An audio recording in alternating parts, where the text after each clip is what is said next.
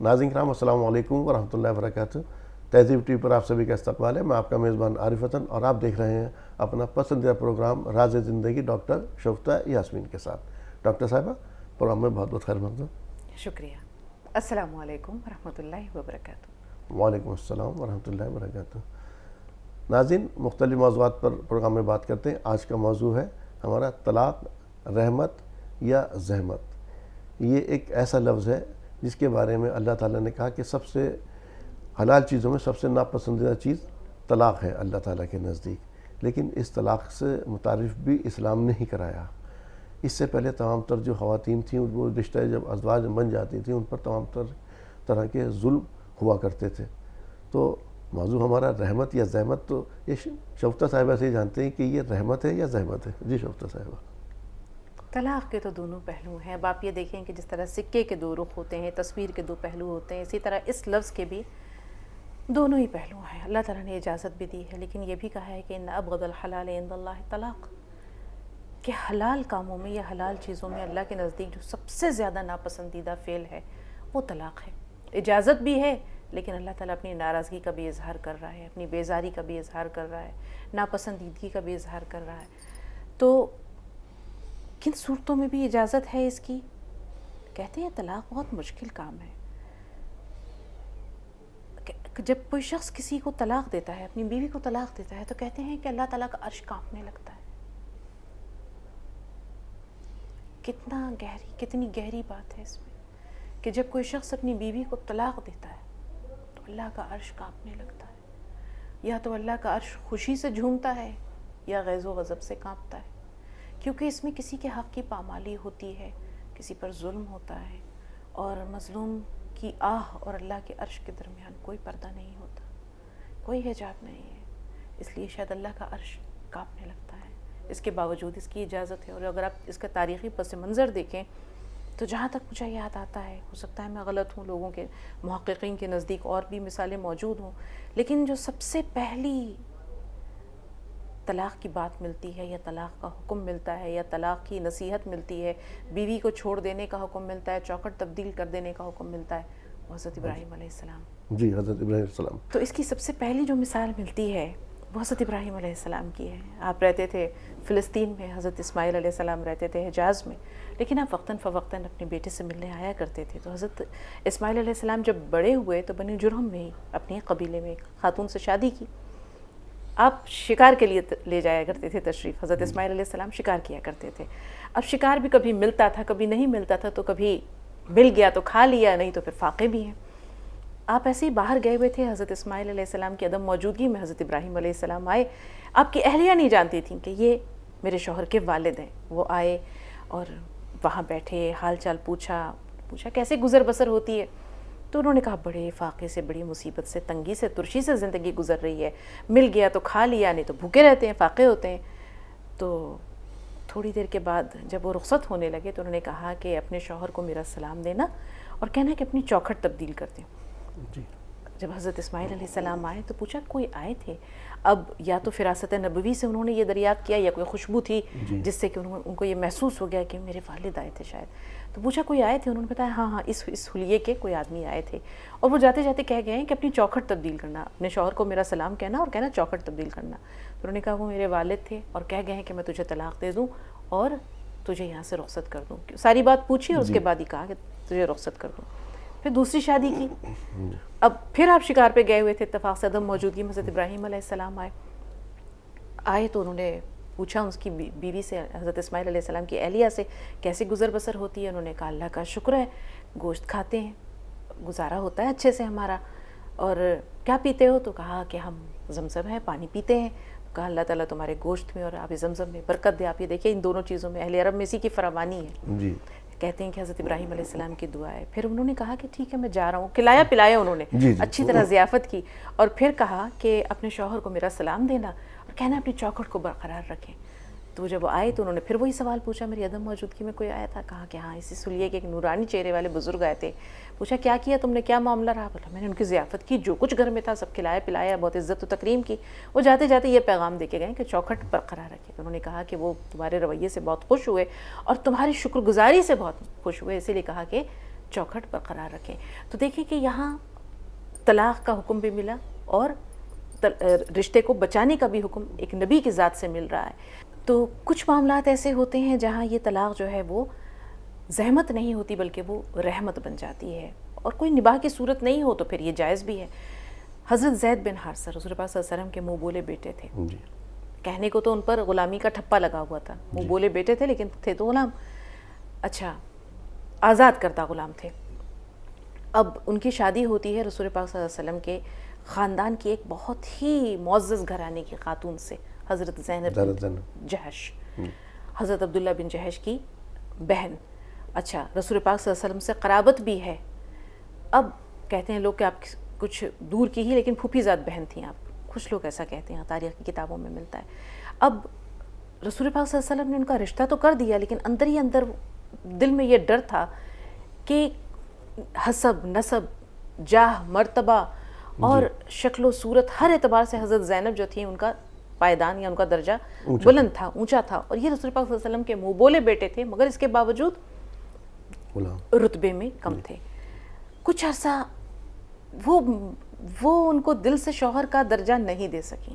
اب دیکھیں اسلام میں ایک چیز ہے جیسے کفو کہتے ہیں, جی رشتہ طے کرتے وقت کفو دیکھنا بہت ضروری ہوتا ہے کہ بہت زیادہ نہیں تو کم سے کم 19 اور 20 کا فرق ہو. لیکن یہاں تو بہت 18 اور 20 کا فرق بھی نہیں تھا بلکہ اور پائیدان ان کا کم تھا. تو وہ دل سے ان کو قبول نہیں کر سکیں اپنے شوہر کے طور پر, وہ محبت, وہ درجہ, وہ احترام نہیں دے سکیں. نتیجہ یہ ہوا کہ آوازیں گھر سے بلند ہونے لگی. حضرت زید بار بار آتے رسول پاک صلی اللہ علیہ وسلم کے پاس اور کہتے کہ زینب اس رشتے کو نہیں بچا پا رہی ہیں, میں خوش نہیں ہوں یا ہم دونوں خوش نہیں ہیں, ہمارے درمیان نباہ مشکل ہو رہا ہے. رسول پاک صلی اللہ علیہ وسلم جو ہے وہ دلاسا دیتے اور اندر اندر گھبراتے رہتے کہ نہ جانے آنے والے دن میں کیا ہوگا.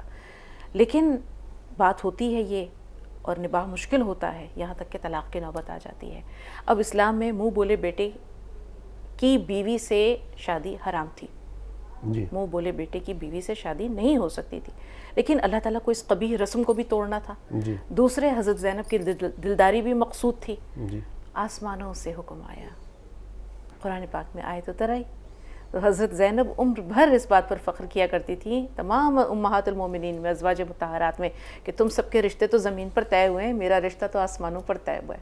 تو اللہ تعالیٰ نے حکم بھیج دیا اور رسول پاک صلی اللہ علیہ وسلم نے پھر حضرت زینب کی دلداری اسی صورت میں کر سکتے تھے کہ خود ان کو اپنی مناکحت میں لے لیتے, اپنے نکاح میں لے لیتے, اور یہی ہوتا ہے.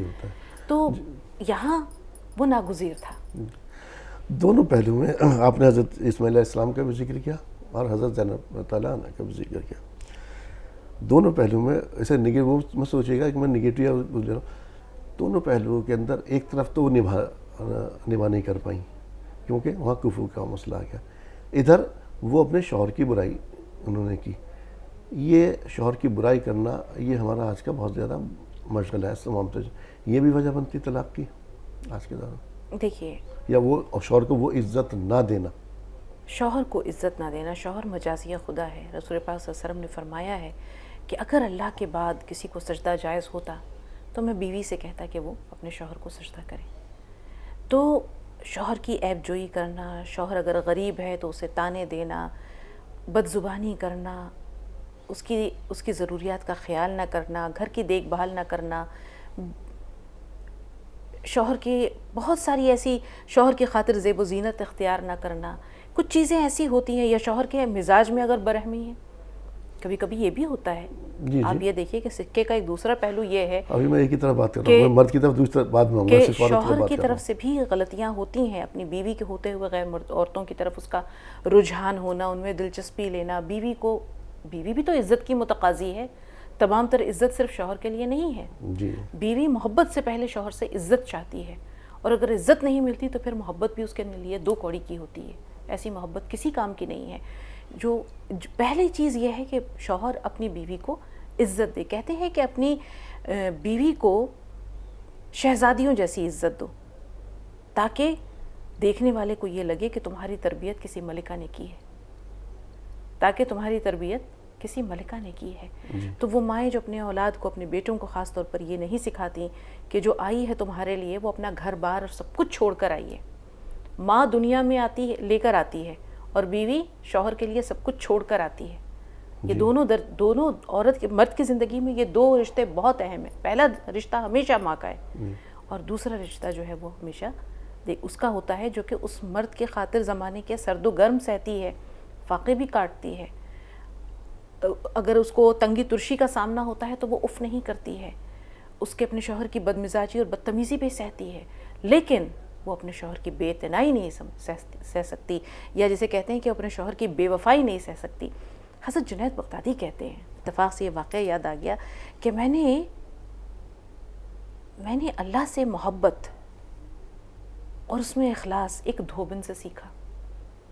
ایک دھوبی تھا جو میرا پڑوسی تھا. ایک دن ایسے ہی میں رات کو اپنی چھت پر بیٹھا قرآن پاک پڑھ رہا تھا, ساتھ والی چھت سے تیز تیز آوازیں آنے لگیں. میں نے شروع میں چاہا کہ میں ان آوازوں کو نظر انداز کروں کہ مجھے کیا لینا دینا ہے, شوہر بیوی کا معاملہ ہے. لیکن بیوی کی آواز جو ہے وہ کافی تیز ہو گئی.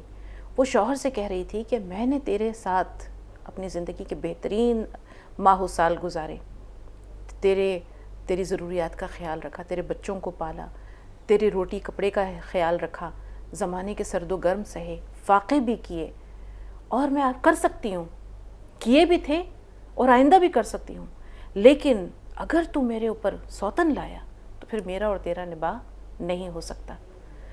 تو حضرت جنید بغدادی کہتے ہیں کہ یہ بات سن کر مجھے ایک دم سے وہ آیت یاد آ گئی کہ اللہ تعالیٰ کہتے ہیں نا کہ تم جتنے چاہے گناہ لے کر میرے پاس آ جاؤ, معاف کر دوں گا, لیکن میری محبت میں کسی کو شریک کیا تو پھر معافی نہیں ہے. یہ ہے وہ محبت اور یہ ہے وہ عزت جو اگر نہیں ملتی تو پھر طلاق کی نوبت آتی ہے. اچھا, یہ بات صحیح ہے کہ عورت بھی جب مرد بھی اس کے معاملے میں دونوں ایک دوسرے کو چاہتے ہیں اور ایک دوسرے کے اس میں کسی کو شریک نہیں کرنا چاہتے. شفتا صاحب اب دوسری طرف آ رہے ہیں, دوسرے پہلے کی طرف. آج کل جو ہم جس طرح طلاق دیکھ رہے ہیں کہ اللہ تعالیٰ نے مرد کو طلاق کا حق دیا, عورت کو طلاق کا حق نہیں دیا, اس کو خلا کا حق دیا. اس کی وجوہات بھی جانیں گے بعد میں موقع ملا تو. لیکن جو مرد کو طلاق کا حق دیا, کن وجوہات سے دیا, اور آج جو ہمارے پاس کالز بھی آتی ہیں, کیا ان وجوہات سے بھی طلاق دی جا سکتی ہے؟ اور طلاق کا جس طرح سے بے دریغ مرد آج کے دور میں استعمال کرتا, غصہ آیا اور طلاق کہہ دیا. دیکھیے, طلاق ایک ہتھیار نہیں ہے, مسئلے کا حل ہے. اگر اس کو ہتھیار بنا لیا جائے تو پھر رشتہ تو پہلے ہی مقام پہ ٹوٹ جاتا ہے. پھر اس رشتے کی مضبوطی اور پائیداری کیا رہی جب ہر وقت تلوار لٹک رہی ہے سر پر, ایک ضرب اور یہ رسی ٹوٹ گئی, کلہاڑی کی ایک وار اور یہ زنجیر ٹوٹ گئی. تو رشتہ جو ہے وہ زنجیروں سے, رسی سے, کسی ڈور سے یا سمجھوتے سے, یہ کانٹریکٹ نہیں ہے, یہ دلوں کا معاملہ ہے, بلکہ یہ کہتے ہیں کہ یہ روحوں کا بندھن ہے, کیونکہ رشتے آسمان پر عالم بالا پہ طے پاتے ہیں, جی, روح زمین پر انجام پذیر ہوتے ہیں. رشتے بہت پہلے طے کر دیے گئے ہیں, اور رشتے جو ہیں ان کو انسان بڑی مشکل سے سنبھالتا ہے. اس میں محبت بھی ہوتی ہے, ایثار ہوتی ہے, قربانی ہوتی ہے, اور سب سے بڑھ کر تحمل اور برداشت ہوتا ہے. رشتے کی مضبوط دیوار کے نیچے اگر دیکھیں گے نا تو کسی ایک فرد کی, چاہے وہ شوہر ہو چاہے بیوی ہو, اس کی انا دفن ہوتی ہے. وہ رشتوں کو بچانے کی حتی الممکن کوشش اس وقت تک کرتے رہتا ہے یا کرتی رہتی ہے جب تک اس کی انا اس کا ساتھ دیتی ہے. مجروح ہوتے ہوتے جب اسے یہ محسوس ہوتا ہے کہ اب بس ہو گیا اور صدائے احتجاج بلند ہوتی ہے, تب یہ رشتے ٹوٹتے ہیں. جب تحمل اور برداشت ختم ہو جاتا ہے, جب پانی سر سے اوپر جانے لگتا ہے اور انسان کو یہ محسوس ہوتا ہے کہ اب ہاتھ پیر چلائے بغیر گزارا نہیں, اب تو ڈوبنے کی باری آئی ہے, تو پھر یہ رشتے ٹوٹتے ہیں.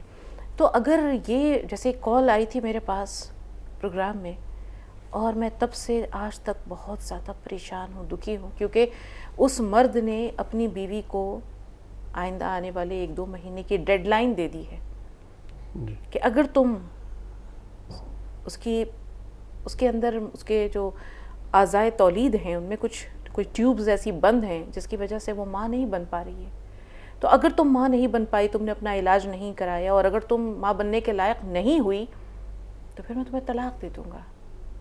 میرا کہنا یہ ہے کہ طلاق کیوں؟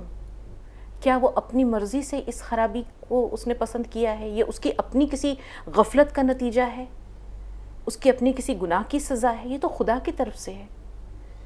اس میں اس کی مرضی کا تو کوئی دخل نہیں. کوئی عورت نہیں چاہتی ہے کہ اسے طلاق ہو جائے, کوئی عورت یہ نہیں چاہتی ہے کہ اس کا شوہر اسے چھوڑ دے, کوئی عورت یہ نہیں چاہتی ہے کہ اس کا گھر اجڑ جائے, برباد ہو جائے.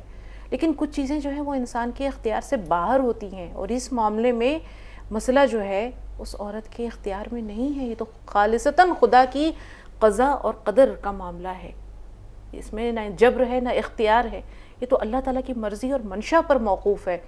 اللہ تعالیٰ چاہے تو اسے اولاد دے سکتا ہے، اور اس بات کی بھی کیا ضمانت ہے کہ وہ شخص دوسری شادی کر لے اور اس دوسری شادی سے بھی اس کو اولاد ہو جائے؟ کیا وہ قادر ہے؟ نہیں ہے نا۔ تو پھر ہو سکتا ہے کہ یہ عورت اگر اس کو وہ طلاق دے دیتا ہے، اللہ نہ کرے کہ ایسا ہو، اگر اسے طلاق دے دیتا ہے اور اس کی شادی کہیں اور ہو جاتی ہے اور وہاں وہ صاحب اولاد ہو جائے، تو پھر خدا کی قدرت کو چیلنج کس نے کیا؟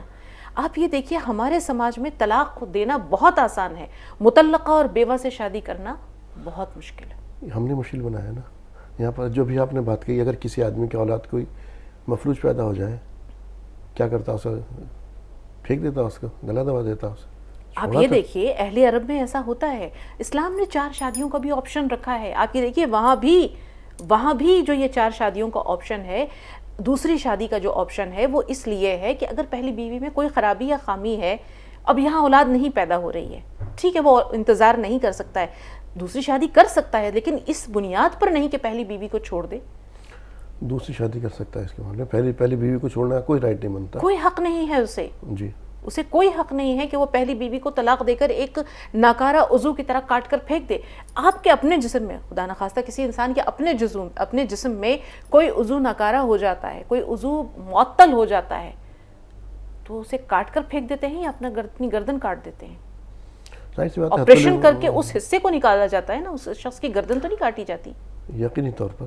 تو وہی جو میں کہہ رہا تھا ابھی آپ سے، ایک تو مرد نے جیسے ابھی اس کو ہتھیار کی طرح سے استعمال کیا اور اپنی جہالت کی وجہ سے، عورتوں کو اس کا حق نہیں دیا گیا تھا طلاق کا، کسی اور اس کی بھی وجہ میں جانوں گا آپ سے، لیکن آج مرد ایسے، یہ تو آپ نے بہت ایک چھوٹا سا واقعہ بتایا ابھی، یہ تو ایک ایسا واقعہ، یہ تو غصے میں اور کس چیز میں کہ غصے میں تو بڑے بڑے واقعات ہوئے ہیں، تاریخ کی کتابوں میں آپ جھانکیے تو آپ کو ایک نہیں 10 واقعے ملیں گے۔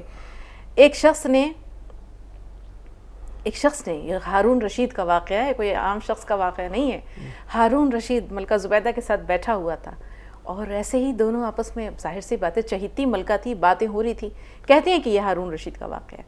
تو پوچھا کہ میں شکل سے کیسا لگتا ہوں؟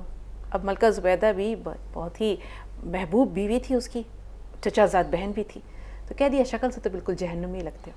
آ گیا ہارون رشید کا غصہ، کہا کہ اگر میں جہنمی ہوں تو تجھے 3 طلاق، اگر میں جہنمی ہوں تو تجھے 3 طلاق۔ اب کہنے کو تو کہہ دیا، اب دیکھیں غصہ اسی لیے حرام ہے کہ ایک بار کمان سے تیر نکل جائے اور زبان سے بول نکل جائے تو نہ الفاظ واپس آتے ہیں نہ وہ تیر واپس آتا ہے۔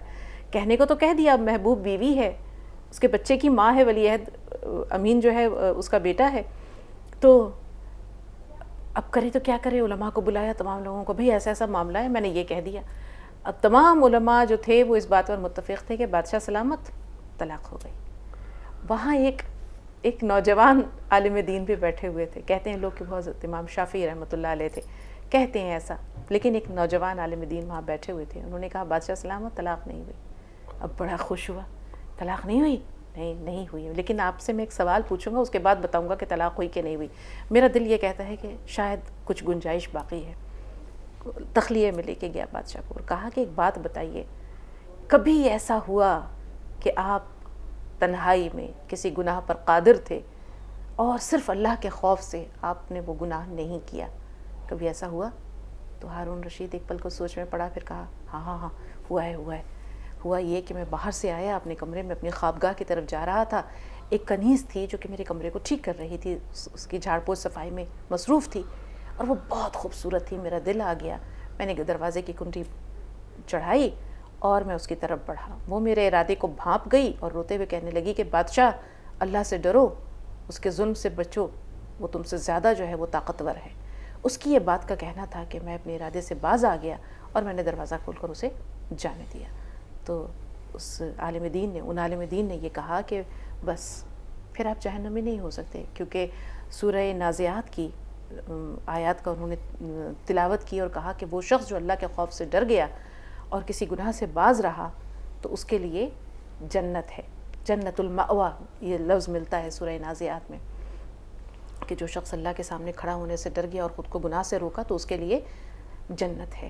تو آپ جہنمی نہیں ہو سکتے کیونکہ اللہ تعالیٰ نے اتنی بڑی بات کہی ہے اس شخص کے لیے جو اس طرح کے گناہ کا مرتکب نہیں ہوا. تو یہ تو طے ہے کہ آپ جہنمی نہیں ہیں, تو طلاق نہیں ہوئی. لیکن بات یہی ہے کہ غصہ ہو یا کوئی بھی بات ہو جس میں کہ اس طرح کی بات نکل جائے اور پھر پچھتاوا ہو, تو پچھتاوا ایسا ہے کہ عمر بھر کے لیے پھر خاک ہو جاتا ہے انسان اور اس کی خوشیاں. جس نے بیوی کو طلاق دے دی پھر اس کے پاس کیا بچا؟ رجوع کرنے کا نہ کوئی آپشن ہے, نہ گھر بسانے کا کوئی سامان ہے. پھر تو سراسر ندامت ہے. پچھتاوا اسی لیے غصے کو کہا گیا ہے کہ غصہ ایک ایسی آگ ہے جس میں ابتدا میں جو ہے وہ بربادی ہے اور آخر میں ندامت اور پشیمانی ہے. اچھا, عورت کو حق کیوں نہیں دیا اللہ تعالیٰ نے؟ تھوڑا سا اگر عورت کو اللہ تعالیٰ نے حق دیا ہوتا طلاق کا تو دن بھر میں 10 طلاق دیتی وہ اپنے شوہر کو. یہ کہتے ہیں لوگ کہ اگر اللہ تعالیٰ نے عورت کو طلاق کا حق دیا ہوتا تو وہ بات پر یہی کہتی جا تجھے 3 طلاق. یہ ایک بات ہے, لیکن کیونکہ عورت کے اندر صبر و ضبط کا مادہ یا تحمل مرد کے بنسبت کم ہے. حالانکہ ایسا نہیں ہے, یہ وہی عورت ہے جو اتنے درد سہ کر ایک مرد کو دنیا میں لاتی ہے. یہ نہیں ہے کہ عورت کمزور ہے, لیکن عورت جلد باز ہے. اس کی طبیعت میں جو ہے مرد کی طرح وہ ضبط, تحمل, برداشت, سوجھ بوجھ کی صلاحیت. اسی لیے تو پھر گواہوں میں کیوں 2 مرد اور 1 عورت رکھا گیا ہے. نہیں تو پھر وہ عورتوں میں بھی ہوتا ہے کہ 2 عورتیں کافی ہیں گواہی کے لیے, ایک ہی مرد چاہیے, لیکن نہیں. تو عورت جو ہے وہ اسے لوگ کہتے ہیں کہ ناقص العقل ہے. ناقص العقل تو نہیں ہے, لیکن جذباتی وہ زیادہ ہے مرد کی بنسبت, اور اسی لیے اللہ تعالیٰ نے عورت کو خلا کا حکم دیا ہے. جی جی, خلا کا حکم دیا ہے. ایک خاتون رسول پاک صلی اللہ علیہ وسلم کے پاس آئی اور کہا کہ میں آپ کے فلاں صحابی سے جو ہے وہ آزاد ہونا چاہتی ہوں, طلاق چاہتی ہوں, میں مجھے خلا کی اجازت دیجیے. رسول پاک صلی اللہ علیہ وسلم نے ان سے پوچھا کیوں, تم سے محبت نہیں کرتے؟ بولے اتنی محبت کرتے ہیں کہ وہ دیکھیے لوگ جو ہے ان کی محبت کی مثالیں دیتے ہیں. ان صحابی کو بلایا اور کہا تمہاری بیوی تم سے طلاق چاہتی ہے. وہ اتنا دھاڑے مار کے روئے کہ پوری داڑھی ان کی تر ہو گئی, اور وہ مدینے میں جو ہے وہ روتے روتے گھوم کر کہتے تھے کہ میری بیوی جو ہے وہ مجھے چھوڑ کر جانا چاہتی ہے. لیکن رسول پاک صلی اللہ علیہ وسلم نے وہ خاتون کو سمجھایا کہ اتنی محبت کرنے والے شوہر کو کیوں چھوڑ رہی ہو؟ کہتی ہے میرا دل ان کے ساتھ رہنے کو آمادہ نہیں ہے. رسول پاک نے پھر سمجھایا, وہ بولی میرا دل رہنے کو آمادہ نہیں ہے. رسول پاک صلی اللہ علیہ وسلم نے ان کے درمیان جدائی ڈال دی. تو آپشن ہے, اگر عورت کا دل بھی جو ہے اس بات پر آمادہ نہیں ہے کہ وہ کسی شخص کے ساتھ اپنی پوری زندگی گزار سکے تو وہ خلا لے سکتی ہے. اللہ تعالیٰ نے اس کو بھی گھٹ گھٹ کر جینے کے لیے نہیں کہا ہے, آپشنز موجود ہیں. جی, اچھا کہتے ہیں عورت کی ساری طاقت زبان میں ہوتی ہے. یہ آج کل جو غصے کے اندر جو طلاق ہوتی ہیں اس میں اس زبان کا کتنا قصور ہے؟ یہ زبان ہی تو ہے جو بگڑ جائے تو سارے اعضاء بگڑتے ہیں. صبح اٹھ کے سارے اعضاء جو ہے زبان کے سامنے ہاتھ جوڑ کے کھڑے ہوتے ہیں, بی بی تم زیادہ مت بولیو, تم بگڑی تو ہم بگڑے, اور ہم بگڑے تو کام بگڑا. تو زبان عورت کی ہو یا مرد کی ہو, جی, زبان عورت کی ہو یا مرد کی ہو, زبان اگر اچھی ہے تو پھر حکیم لقمان کی طرح اپنے آقا کو آقا نے کہا نا کہ ایسا کرو کہ بکرے کے جسم میں جو سب سے بہترین اعضاء ہیں وہ پکا کر لاؤ. انہوں نے بکرے کا زبان اور دل دونوں پکا کر لا دیے. بہت مزے کا ذائقہ دار تھا, کھایا, انگلیاں چاٹتے رہ گئے. تو انہوں نے کہا کہ ٹھیک ہے اب ایسا کرو کہ بکرے کے جسم میں یا جسم میں جو سب سے خراب عضو ہے وہ پکا کر لاؤ, سب سے خراب اعضاء جو ہیں پکا کر لاؤ. تو انہوں نے پھر بکرے کا دل اور زبان پکا کر لا دیا. بولے کہ یہ کیسے, اور بہت بد ذائقہ. اس نے ایک پیس کھایا اور اس کے بعد تھو کر کے پھینک دیا. تو کہا کہ بھئی پچھلی بار بھی تم نے یہی اعضاء پکائے, اس بار بھی یہی. بولے اگر یہ سنور گئے دونوں تو زندگی سنور گئی, یہ بگڑ گئے تو سب بگڑ گیا. تو زبان عورت کی ہو مرد کی ہو بچے کی ہو, ایک بچہ ہی ہے اگر وہ اپنے دادا کو گالی بک دے تو کیا بچ جاتا ہے. تو زبان, حضرت معاذ کو رسول پاک صلی اللہ علیہ وسلم نے یہی کہا تھا نا, معاذ تمہیں پورے دین کا خلاصہ بتاؤں, جی, اپنی زبان اقدس کو باہر نکالو اور کہا کہ یہ اس کی حفاظت کرو, تمہارے اعمال تمام صالح ہو جائیں گے. جی, صاحب ایک اور طرف تھوڑا سا ورکنگ ویمن کی طرف میں بات کر رہا ہوں. ورکنگ ویمنس جو ہے میں نے دیکھا اکثر سمجھوتے کی لائف گزار رہی ہوتی ہیں اپنے شوہر کے ساتھ, یا تو اس کے شوہر جو ہے وہ سمجھوتی لائف گزار رہا ہوتا ہے, شوہر کو وہ عزت اس سے نہیں مل پاتی, یا شوہر کی طرف سے اسے وہ عزت نہیں مل پاتی. دونوں پہلو پر کیوں؟ دیکھیے شادی جو ہے یہ ایک سوشل کانٹریکٹ کہلاتا ہے. جو عمرانیات ایک موضوع ہے یا جو سوشل سائنس ہے اس میں یہ کہا گیا ہے کہ مہذب سماج میں شادی جو ہے یہ ایک سوشل کانٹریکٹ ہے, 2 لوگوں کا شرعی طور پر کچھ لوگوں کی موجودگی میں باضابطہ طور پر ایک رشتے میں بندھ جانا، لیکن یہ عمر بھر کے سمجھوتے کا نام تو نہیں ہے۔